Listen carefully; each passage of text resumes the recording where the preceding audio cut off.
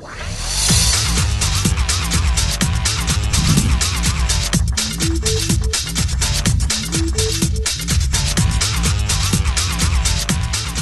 to Essential Shorts, where we take a look at the world of student ministry one topic at a time. Today's topic jumps right to the core of what we do, adolescence. Now, often I hear the word adolescent misused or freely substituted with adolescent. So for the sake of sounding like we know what we're talking about, let's begin with a short clarification between the two. An adolescent refers to a non-child, not yet adult individual. It's referring to the individual person who is identifiable by age, behavior, and maturity level. Now, adolescence, on the other hand, refers to the stage of developmental maturation between childhood and adulthood. Of course, it's not rocket science to note that all children will journey through several developmental stages on their road to adulthood, but many times this journey is segmented in easily identifiable stages. Other times, it's not so clear-cut and simple. Now, developmental psychologists tell us that these stages often look more like steps that must be completed before continuing the journey. Although there are exceptions, most students will contend with 4 or 5 identifiable growth stages while observing, learning, and modeling certain behaviors. Let me list these 4 basic stages for you. Infancy, first is birth to age 2. Second is early childhood, ages 3 to about 8. Later childhood, ages about 9 to 12.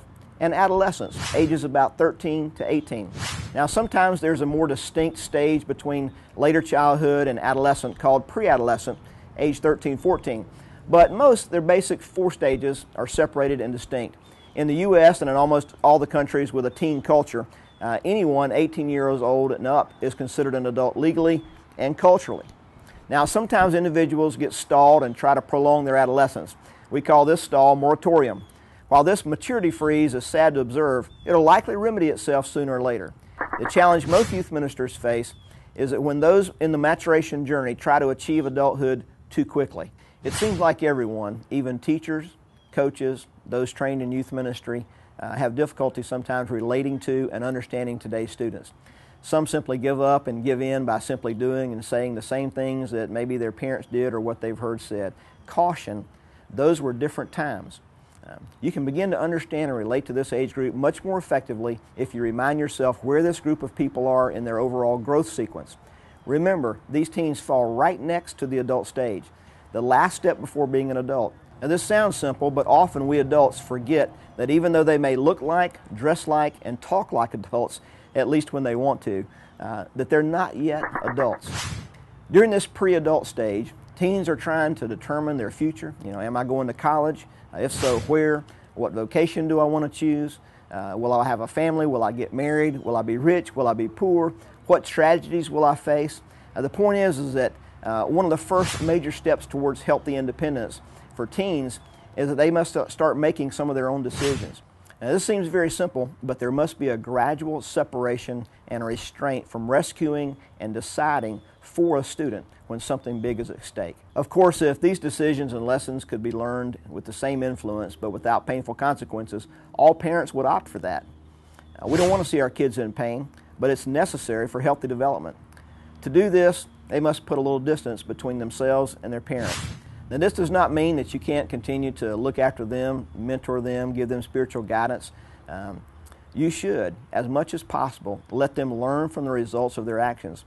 Let's say a youth no longer wants to go to youth group because everybody is in middle school, or I don't get anything out of it, or none of my friends go. As a student pastor, you want to help parents know that this is not a good example of giving them space. Now, a student may miss youth group occasionally due to conflicts with the youth group, but the vast majority of the time, they need to be connected to their youth group every week. Not monthly, but weekly. You want to remind parents that a day may come when they will need the support group called youth ministry, and then it's too late to slap it all together and it be adequate. Help your adult leaders and parents understand this connection should be non-optional, non-negotiable. Let these space decisions be in the area of savings, spending, sports, clubs, leisure, and even curfew for those who demonstrate a responsible track record, but not youth group participation. Remember, adolescents also need to be around other adults, both male and female. Don't build too much of your relational ministry around college-age volunteer staff. Don't get me wrong, I'm an outspoken advocate about intern ministries and have enjoyed many as 14 interns at a time with free housing and nonstop ministry hours. But students still need older adults in their support system and on their faith journey, especially in today's disconnected culture. Don't accidentally negate the important influence of grandparents, relatives, neighbors, coaches, teachers integrated into your ministry. Of course, these adults should be positive role models, and students observe their communication skills, conflict management skills, friendship, spousal interaction, responsibility, family systems, or even ideas for future jobs. I like helping students and parents adopt a productive type of thinking, working, prioritizing, and living by using an old adage called, "What do I need to do before I do what I want to do?" As you're thinking about adolescence and adolescent development journey and those who you serve, remember that what you do is vitally important in kingdom service.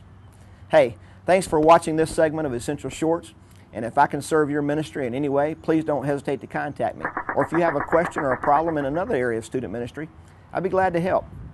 Drop me a note and let me share your success story with others. And remember that what you do is vitally important in kingdom work.